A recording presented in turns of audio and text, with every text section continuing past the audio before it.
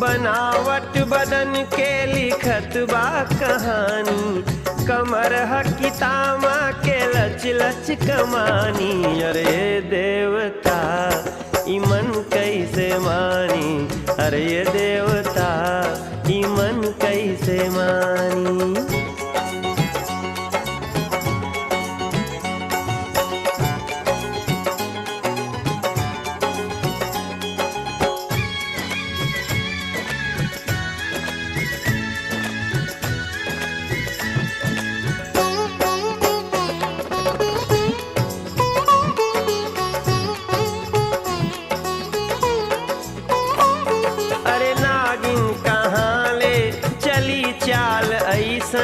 जवानी तो हर बाटे बस तोहरे जैसा।